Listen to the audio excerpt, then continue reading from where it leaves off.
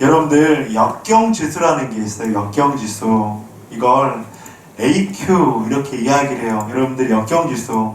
흔히들 IQ, EQ, 여러분들 지능지수, 그 다음에 감정지수 그렇게 이야기하잖아요. 근데 AQ라는 게 있습니다. 이건 뭐냐면 역경지수라는 것을 이야기하는데 여러분들이 이제 쿼터, 포기하는 자, 그 다음에 캠퍼, 안주하는 자, 클라이머 극복하는 자, 이제 여기에서 유래가 됐다고 그렇게 이야기합니다. 그런데 이 AQ, 역경지수가 높은 사람은 성공하는 시대가 될 것이다. 이런 이론이에요. 그런데 영국의 커뮤니케이션 전문가, 폴츠가 처음으로 주창한 그렇게 이론입니다. 그래서 이 AQ, 이 역경지수는 실패를, 역경을, 고난을 그렇게 거듭할수록 높아진다. 그렇게 이야기를 하는 것입니다. 그래서 실패를, 고난을, 역경을 많이 겪어본 사람은 이 어려움을 이겨낼 수 있는 능력이 발달해서 그만큼 삶이 풍성해지고 성공할 수 있는 확률이 커진다. 그렇게 이야기를 하고 있다고 하는 것이죠. 우리가 전 세계적으로 보면 이렇게 역경지수, AQ가 높은 사람이 그 역경을 극복하고 성공한 사례들이 종종 볼 수 있는데 가장 대표적이고 인정하는 사람은 여러분들 이분들 잘 알죠? 바로 켄터키 프라이드 치킨, 그리고 우리가 잘 알고 있는 KFC, 할아버지로 불리는 할랜드 샌더스라는 KFC 창업자입니다. 이 샌더스는 40세 그 육군을 전역하고 작은 식당을 그렇게 운영했다고 합니다. 그런데 고속도로가 생기면서 그래서 손님이 줄었고 식당에서 화재가 나서 그렇게 폐업을 하게 되었다고 그렇게 하는 것이죠.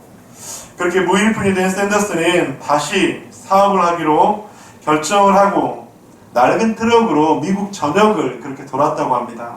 그렇게 미국 전역을 돌면서 자신이 만들어낸 그 비법을 그렇게 팔려고 했습니다. 그런데 이 사람은 무려 몇 번이나 거절을 당했냐면 1008번, 1008번이나 거절을 당했다고 해요. 전 세계적으로 자신의 그 요리 비법을 전수하고 팔려고 했는데 1008번이나 거절을 당하고 9번째 시도에서 계약을 맺었다고 합니다. 그리고 그때 KFC가 바로 창업이 됐다고 하는 것이죠.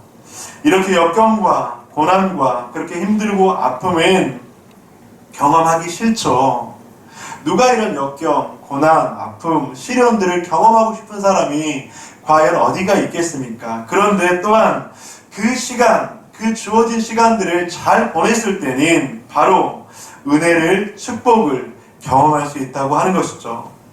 오늘 우리가 읽은 본문 사도 바울은 특별히 이 역경 지수가 너무나도 높은 하나님의 사람이었다. 그렇게 말씀을 하고 있습니다.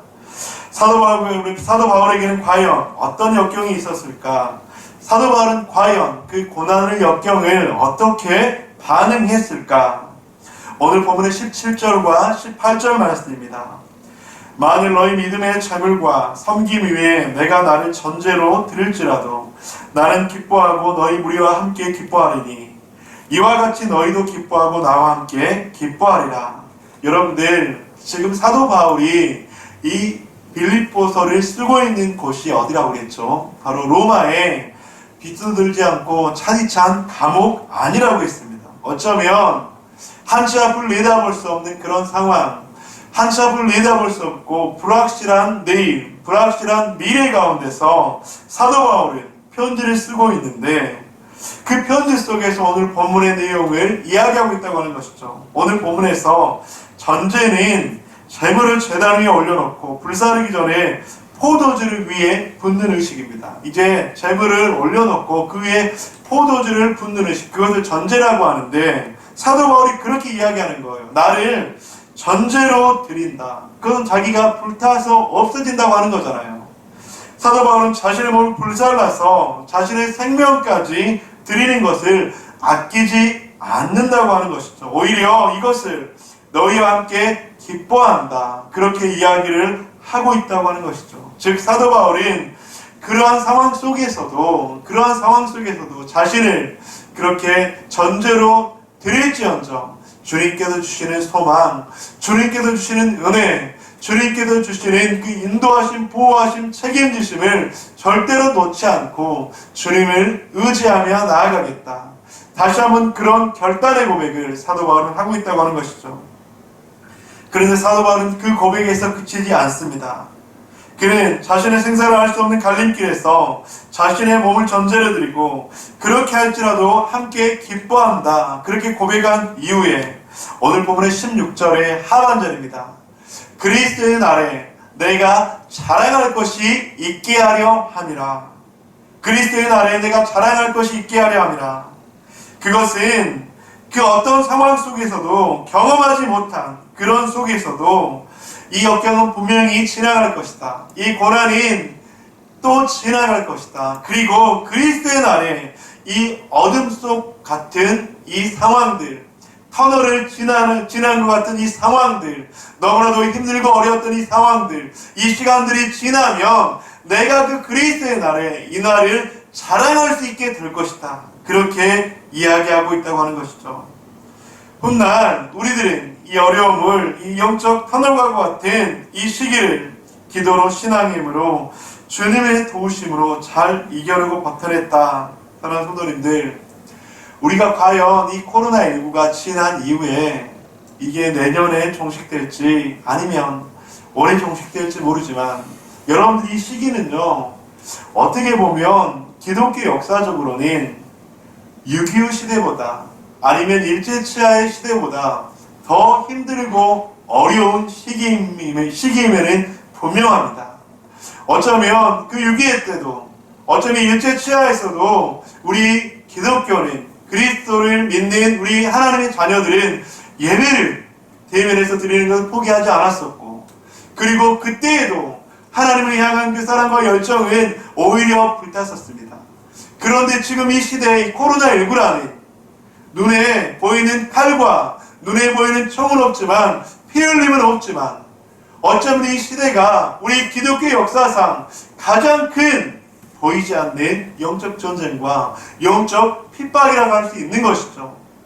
그런 이 시대 속에서 우리가 어떻게 이 시기를 믿음으로, 지혜로, 하나님의 은혜로 버텨나갈 수 있을까? 어쩌면 그래서 우리가 이 코로나가 종식되지는 않았겠지만, 종식될 수는 없을 수도 있겠지만, 먼 훗날 우리는 그렇게 고백할 수 있다고 하는 것이죠.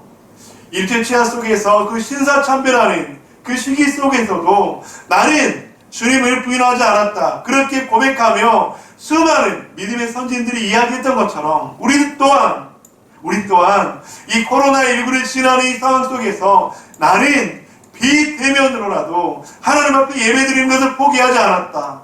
나는 비대면으로라도 하나님 앞에 나아가는 것을 포기하지 않았다. 그때에도 나의 가정교회는 나이가 주님을 알아가기 위해서 훈련받는 것은 포기하지 않았다. 사랑하는 성도님들, 어쩌면 우리들의 이 고백이 이 코로나가 지나간 그 이후에 할 수 있는 고백이 되지 않을까요? 저는 저와 여러분들이 이런 고백들을 먼 훗날, 아니 1년 뒤에 2년 뒤에 할 수 있기를 주님의 이름으로 간절히 축복합니다. 사랑하는 성도님들, 이런 상황을 신앙의 힘으로, 주님의 도우심으로 사도 바울은 자랑했다. 그렇게 이야기하는 거예요. 그리스도의 날에 내가 자랑할 것이 있게 하려 함이라.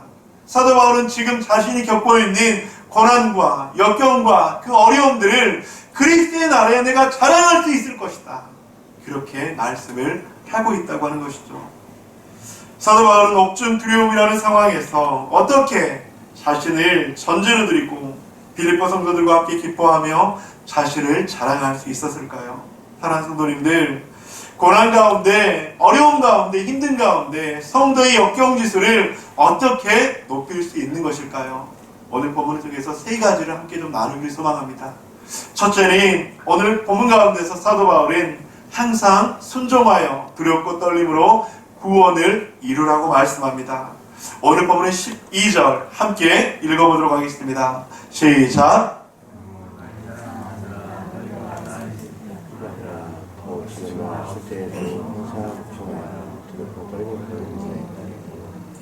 (12절에서는) 그렇게 말씀하죠. 항상 복종함으로 두렵고 떨림으로 너희 구원을 이루라. 그렇게 말씀. 이 12절을 보면 순종과 구원의 상관관계를 분명하게 말씀하고 있습니다. 여러분, 먼저 구원을 이룬다는 말은 어떤 의미입니까? 제가 작년에 웨스트민스터 소기름 문답을 하면서 여러분들 그 구원에 대해서 말씀을 드렸었죠. 여러분들 기억이 나십니까? 나시지 않습니까? 그러면서 우리는 이미 구원을 어떻게 했다고요? 여러분들 이미 구원 받으셨습니까? 구원을 받았습니다, 이미. 그런데 우리는 아직 온전한 하나님의 그 영화로운 구원을 이뤘습니까? 이루지 않았습니까? 이루지 않았다고 하는 거예요. 우리는 이미 구원받았지만 아직 구원에 이르지는 않았습니다. 우리는 지금 현재 그 중간의 단계를 살아가고 있다고 하는 것입니다. 그래서 소명을 받고 중생을 하고 회심을 하고 신앙이 생긴 후에 의롭다 칭함을 받고 우리는 양자가 된다고 이렇게 이야기했습니다. 여러분들 그 다음 그림을 한번 보여주세요. 그래서 우리가 소명을 받고 중생을 얻어서 회심하고 신앙, 즉 하나님을 믿고 의롭다 칭함을 받고 우리가 하나님의 양자, 즉 수양 아들이 되었다고 이렇게 이야기했습니다. 그리고 나서 그것이 전부가 아니라 저것이 과거적 구원이라면 미래적 구원은 영화, 즉 영화로운 하나님을 만나는 것이 우리의 미래적 구원이라고 했습니다. 그런데 이 과거적 구원과 미래적 구원 사이에 무엇이 있다고요? 현재적 구원이 있다. 그렇게 말씀을 드렸습니다. 즉 과거적 구원과 미래적 구원 사이에는 우리들에게 현재적 구원이 있다. 즉 이 현재적 구원은 무엇인가? 바로 예수님을 닮아가는 성화. 이 성화는 과거에 이루어진다고요? 아니면 미래에 이루어진다고요? 현재에 이루어진다고요. 우리들이 살아가는 현재의 삶 속에서 성화는 점점 이루어집니다. 그리고 또 한 가지, 여러분들 자동차에 기름이 떨어졌거나 고장이 났을 때 고속도로 한복판에서 그렇게 고장이 났어요. 그럼 무엇을 해야 되죠? 견인을 해야 됩니다. 견인. 그래서 그렇게 견인해 주는 것처럼 우리가 앞으로 갈 힘이 없을 때 우리를 인도하시는 견인의 과정, 즉 성화와 견인이 현재적 구원이라고 말씀을 드렸습니다. 여러분들은 성화와 견인, 그런데 이 현재적 구원, 미래적 구원을 이루기 위해서 가장 필요한 것이 무엇인가? 오늘 사도 바울은 그것이 무엇이라고 이야기했냐면 바로 순종이 있을 때 우리에게 현재적 구원 가운데 성화를 받고, 한결같은 순종이 있을 때 우리는 어렵고 지치고 힘든 이 시기 가운데 하나님께서 우리를 어떻게 해주신다고요? 견인해 주신다고요. 여러분들 과거적 구원은요 우리들에게 과거적 구원은 우리들에게 현재 가운데서 순종이 의미가 없어요. 왜냐하면 우리가 과거에 순종함으로 구원을 받았잖아요. 맞잖아요. 근데 현재적 구원 가운데서 우리들은 성화를 받고 견인을 받아야 하는데, 성화를 받고 견인을 받기 위해서 필요한 것이 오늘 사도 바울은 너희가 복종함으로 두렵고 떨림으로 구원을 이루라 그렇게 이야기합니다. 즉 우리가 순종함으로 나아갈 때 하나님께서 우리를 변화시켜 주시고, 즉 성화시켜 주시고 우리를 견인해 주신다 그렇게 말씀을 하고 있다고 하는 것이죠. 이렇게 얘기하면 여러분들 쉽게 이해가 될 것 같아요. 여러분들이 운전을 하고 있는데 자동차가 길을 가고 있는데 딱 멈춰 섰어요. 그래서 그게 밀 수 있는 상황도 아니고 어쩔 수 없는 상황이에요. 근데 여러분들 이때 그 차를 어떻게 해야 됩니까? 견인해야 되겠죠. 근데 견인을 하려면 여러분들이 동의하지 않으면 견인을 받을 수 있습니까? 없습니까?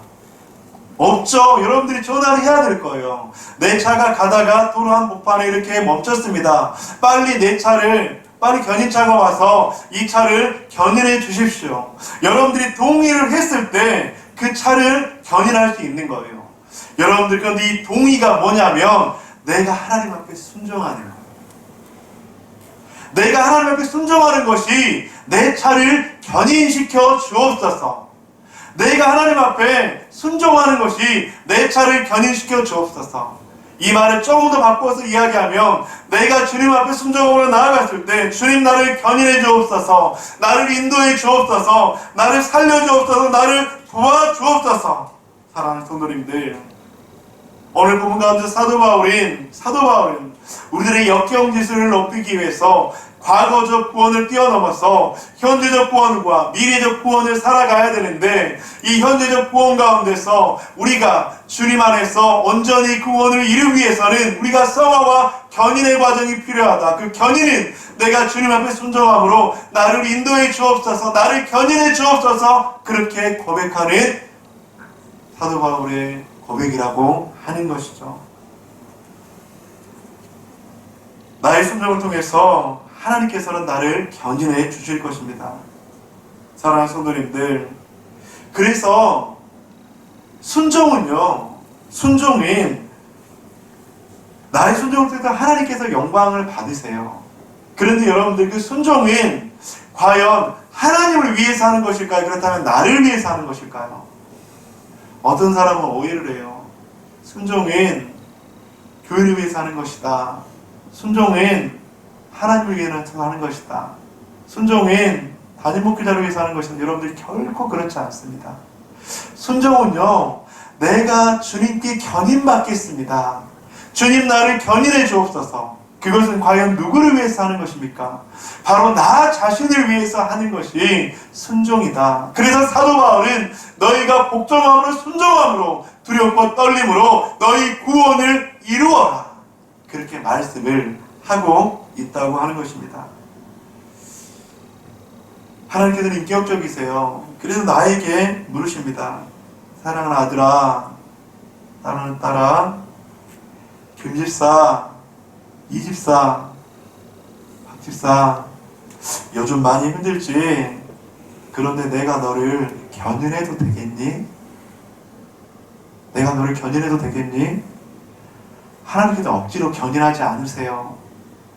하나님께서 억지로 내가 가기 싫다고 하는데 끌고 가지 않으세요. 현재적 구원이라는 것은 내가 너를 견인해도 되겠니? 내 주님, 나를 견인해 주세요.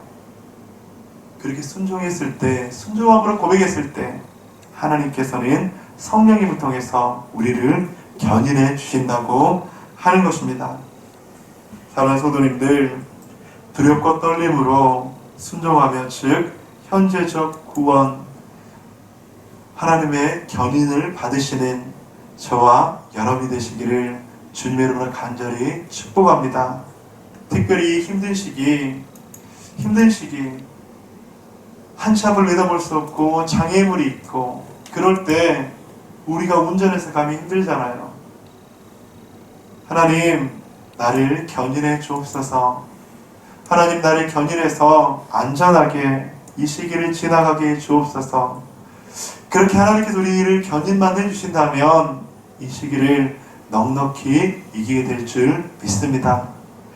하나님의 견인을 받을 때 우리의 역경지수는 높아질 줄 믿습니다. 고난 가운데 성도의 역경지수를 높이기 위해서 첫째, 항상 순종하여 두렵고 떨림으로 구원을, 즉 주님의 견인을 받아야 합니다.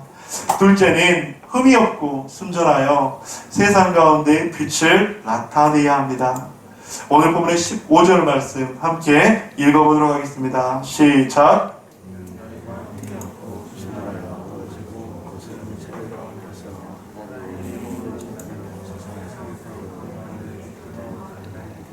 아멘. 여러분들, 15절에서는 세상은 어그러지고 거스르는 세대다, 그렇게 말씀을 하고 있습니다. 온갖 죄가 난무하고 도덕적으로 윤리적으로 경계가 무너졌으며 세속주의, 인본주의, 물질 만능주의는 인생의 목표와 목적이 되어버렸습니다. 이런 세상 속에서 과연 흠이 없고 순전하게 살 수 있을까? 여러분들의 남편, 아내에게 한번 물어봅시다. 우리가 흠 없고 순전하게 살 수 있을까? 여러분 옆에 계신 분들한테 한번 물어봅시다. 한번 질문 한번 해보세요. 내가 흠이 없고 순전하게 과연 살 수 있을까? 당신이 그렇게 살 수 있을 것 같아? 내가 살 수 있을까? 한번 물어보세요. 여러분들 한번 물어봅시다. 여러분들, 우리는 오늘 본문 가운데서 이렇게 흠이 없고 순전하게 살아라, 그 말을 오해할 수 있습니다. 여러분, 우리는 절대로 흠이 없거나 순전하게 살 수 없는 사람들이에요, 여러분들. 그렇다면 흠이 없고 순전하게 살아라, 이렇게 말하는 것은 무엇일까요?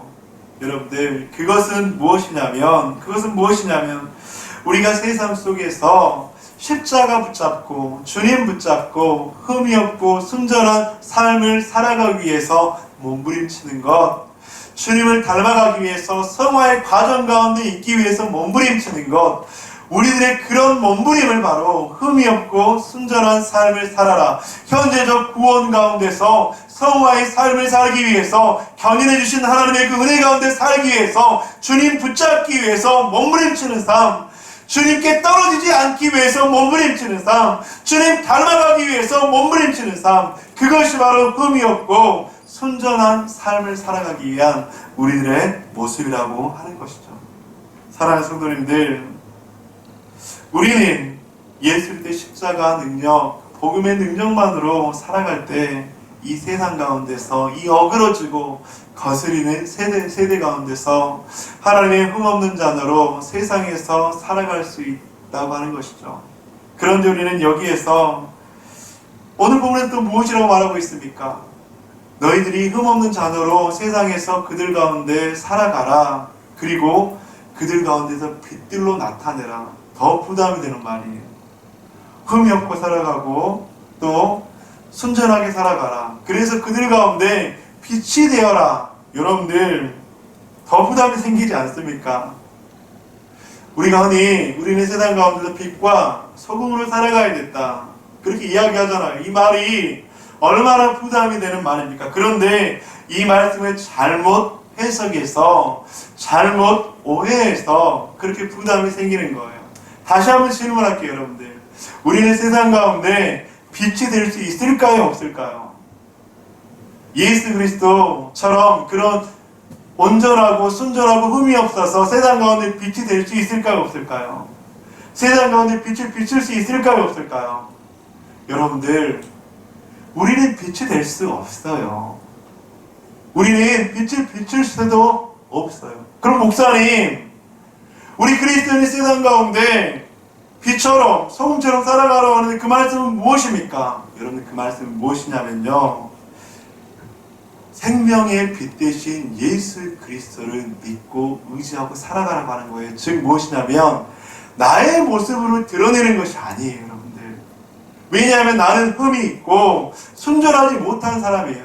여러분들, 내가 세상 가운데 들어가면 빛은 드러나는 것이 아니라 오히려 어두움만 더 가득하게 될 수 있어요. 무엇을 말하는 거냐면 복음의 능력 되시고 빛 대신 예수 그리스도만 드러날 수 있도록 하라는 거예요. 이 말씀을 도덕적으로 윤리적으로 오해해서 내가 세상의 빛이 돼야지, 내가 세상의 빛처럼 밝혀야지. 여러분, 우리는 빛이 될 수도 없고요, 빛처럼 세상을 밝힐 수도 없어요. 우리는 빛 대신 예수 그리스도만 밝혀야 되는 거예요. 빛 대신 예수 그리스도만 드러나게 해야 되는 거예요. 사랑하는 성도님들, 우리는 오해합니다. 우리는 세상 가운데 세상 가운데 세상을 밝힐 수 있다고 생각합니다. 하지만 오늘 본문 가운데서 생명의 말씀을 밝히라고 합니다. 생명의 말씀만이 세상을 밝힐 수가 있습니다. 생명의 말씀은 무엇입니까? 빛 대신 예수 그리스도, 복음의 능력 대신 예수 그리스도. 그래서 여러분들, 우리가 이 코로나19라는 이 세상 속에서도 많은 사람들이 그리스도인들을 욕하고, 많은 사람들이 그리스도인에 대해서 부정적으로 이야기해요. 여러분들, 그리스도인들은요, 욕으로 얻어먹을 수밖에 없어요. 부정적일 수밖에 없어요. 죄인일 수밖에 없어요. 그런 우리들의 현 존재예요. 그런 우리를 위해서 죄와 사망 가운데서 우리를 구원하신 예수 그리스도, 그래서 우리가 드러내야 될 분들은 예수 그리스도만 드러내야 된다고요. 사랑하는 더보기 가족 여러분, 오늘 본문의 16절에서는 그렇게 말씀합니다. 생명의 말씀을 밝혀 우리들의 모습으로 세상을 밝히려고 하면 힘이 들어요. 우리가 어떻게 세상을 밝힐 수가 있겠어요? 온전히 생명의 말씀, 복음의 능력이신 예수 그리스도만이 세상을 밝힐 수 있을 줄 믿습니다. 그 주님만을 드러내는 거예요. 지난 주일 줌으로 제자반 모임 시작했습니다. 여러분들 정말 많이 기도해 주셔야 될 것 같아요. 흔히 여러분들이 받았던 제자훈련 하면 첫 시간 그 오리엔테이션 할 때 내가 1년 동안 해야 될 그 막중한 과제부터 해서 의무감, 책임감부터 해서 굉장히 많이 부담스럽잖아요. 근데 이제 온라인 대면으로 첫 오리엔테이션 하면서 아마 지금 제가 생각하기에는 대면으로 했을 때보다 한 50% 아니면 한 3분의 1 정도의 어쩌면 그 무게감으로 시작을 했어요. 근데 대면으로 할 때 3분의 1의 무게감이지만 이제 온라인으로 하기 때문에 훈련을 받는 사람들은 더 무게감을 느낄 수도 있어요. 사랑하는 성도님들, 그래서 여러분들의 기도가, 여러분들의 가운데를 위한 기도가 너무나도 필요합니다. 그러면서 이제 첫 시간 우리의 다짐들과 약속들을 좀 들었습니다. 그러면서 이번에 한번 내가 영적 성숙을 해봐야 되겠다, 잘 참여해야 되겠다, 내가 이해는 못해도 출석하는 그 자체 가운데서 다시 한번 의의를 가져봐야 되겠다, 여러 가지 그런 의견들, 다짐들 고백을 했습니다. 그러면서 어떻게 이 시간들을 온라인 대면이라고 하는 얼굴을 실제적으로 앞에서 보지는 못하지만 온라인으로 얼굴을 보면서 어떻게 이 훈련을 함께 해 나아갈까 하다가 이제 모든 과제들을 거의 다 패스를 시켰습니다. 대신에 이제 함께 예습하는 것은 해야 되는 것이고, 그리고 이제 또 한 가지, 성경 통독은 우리가 1년 동안 한번 도전해 봅시다. 그렇게 도전을 드렸어요. 그러면서 이제 제자훈련반 지금 청년들 그리고 또 우리는 하루에 3장씩 성경을 읽고 있습니다. 여러분들이 코로나19 시대에 우리가 함께 모여서 무엇인가 할 수 없지만 우리가 하나님의 그 생명의 말씀을 여러분들이 있는 그 자리 가운데서 함께 읽는다면 너무나도 이건 의미 있는 일일 것 같아요. 왜냐하면 생명의 말씀만이 우리가 아니라 세상 속에서 빛 대신 예수 그리스도가 드러날 수 있기 때문에 여러분들, 그래서 우리 공동체 가운데 한번 도전해 드립니다. 이 코로나19 상황 가운데 우리 한번 하루에 3장씩 성경 읽기를 한번 해봅시다. 특별히 내일부터 시편을 한번 도전해 봅시다. 시편 1편부터 3편씩 하루에 3편씩 한번 그렇게 도전을 하기를 간절히 축복합니다. 여러분들 한번 도전해 보시겠다 하신 분들은 여러분들 그 채팅창에 아멘으로 한번, 제가 여기서 직접 내가 아멘이라는 말을 못 듣기 때문에 안 하실 분들, 힘든 분들은 그냥 안 하셔도 돼요. 하지만 한번 우리가 이 시기에 대면으로 할 수 없지만 비대면으로 우리 공동체가 영적으로 성숙해지고 생명의 말씀으로 다시 한번 우리가 새롭게 되기 위해서 한번 하루에 3장, 제가 많이 고민했어요. 성경 구절이 많은 3장을 하려다가 시편 굉장히 짧잖아요. 그래서 하루에 시편 3장씩. 근데 이 3편을 또 고른 이유가 있습니다. 이 시편 가운데는 다윗의, 솔로몬의 기도가 나와 있어요. 그렇게 읽는 그 고백이 우리가 하나님 앞에 올려지는 고백이 되고 하나님께서 위로하시고 생명의 말씀을 통해서 우리의 영혼들을 소생케 하실 것입니다. 여러분들 만약에 그 말에 함께 동의하고 내가 다시 한번 생명의 말씀을 의지하며 살아보겠다 하시는 분들은 이 시간 채팅창에 아멘으로 한번 화답해 주시기를 간절히 소망합니다. 사랑하는 성도님들, 우리의 역경지수를 높일 수 있는 방법, 항상 순종하여 두렵고 떨림으로 구원을 이루는 것, 즉 하나님의 그 견인을 받는 것. 둘째, 흠이 없고 순전하여 세상 가운데 빛을 나타내는 것, 즉 하지만 우리 흠이 있고 순전하지 못한 우리들이지만 성화의 과정 속에서 생명의 말씀 예수 그리스도를 통해서 점점 변화받는 것, 그것이 바로 흠이 없고 세상 가운데 빛을 나타내는 것이라고 하는 것이죠. 세 번째로 우리 여러분들이 한번 읽어주시기 바랍니다. 시작.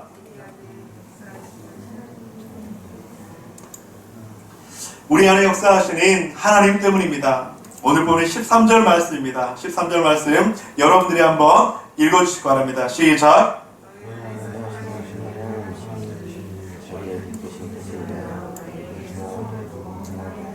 우리가 너무나도 많이 아는 말씀이에요. 근데 이 말씀을 이제 조금 쉽게 풀어서 해석을 하면 이런 거예요. 왜냐하면 하나님은 너희 안에서 역사하시는 분이시기 때문에 소원을 가질 수 있다. 이 말씀이에요. 하나님은 너희 안에서 역사하는 분이시다. 그래서 너희가 소원을 가질 수 있다. 사랑하는 더보듬의 가족 여러분, 하나님은 우리와 상관없는 분이 아니십니다.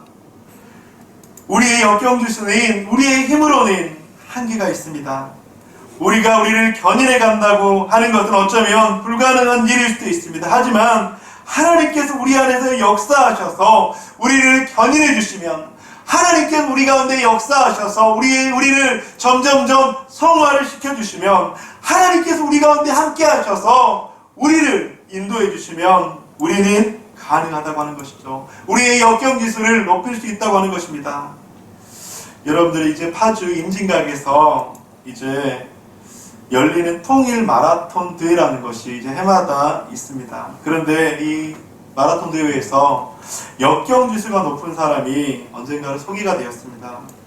어떻게 위기를 극복으로 만드는지 보여주는 한 사람이었는데, 그때 당시가 33살이었다고 해요. 33살에 김영갑씨라는 분이에요. 화면을 한번 보여주셔도 좋을 것 같아요.